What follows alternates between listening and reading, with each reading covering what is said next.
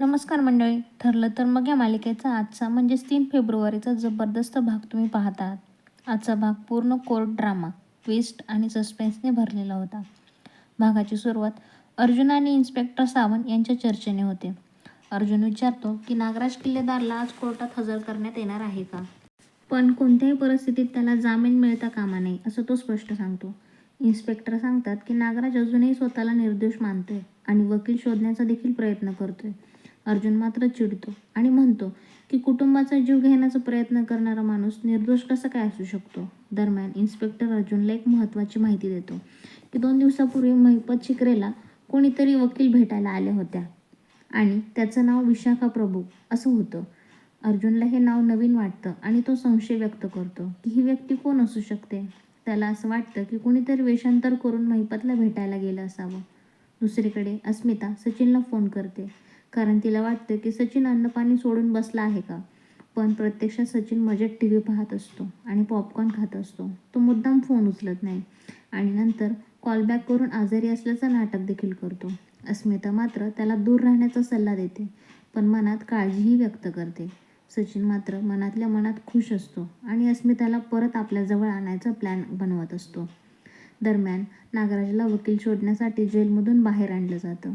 तो अनेक वकिलांना फोन करतो पण कोणीही त्याची केस घ्यायला तयार नसतं. शेवटी तो भालेराव नावाच्या वकिलाला संपर्क करतो. तो केस घ्यायला तयार होतो पण अट घालतो की नागराज कोर्टात काहीही बोलणार नाही, सगळं तोच हँडल करेल.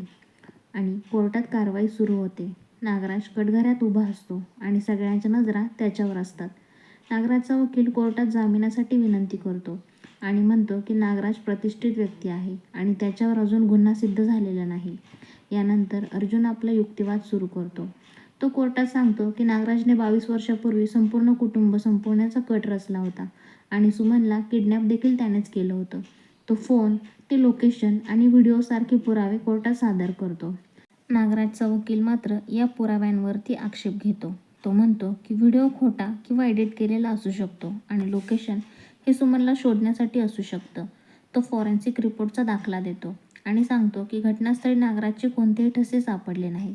जज अर्जुनला ठोस पुराव्याबद्दल विचारतात तेव्हा अर्जुन सुमनला साक्षीसाठी बोलण्याची परवानगी मागतो.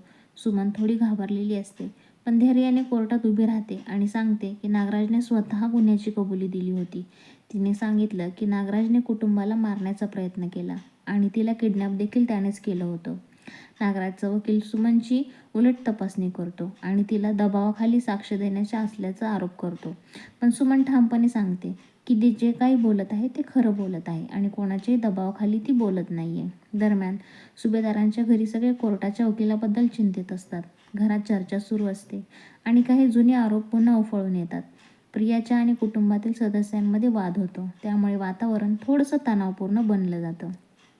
भागाच्या शेवटी वातावरण अधिकच गंभीर झालेलं दिसतं आणि याच्यावरतीच आजचा भाग संपतो मित्रांनो. आपण भेटूयात पुढच्या भागामध्ये. तोपर्यंत पाहायला विसरू नका ठरलं तर मग या मालिकेचा रिव्ह्यू एपिसोड. धन्यवाद.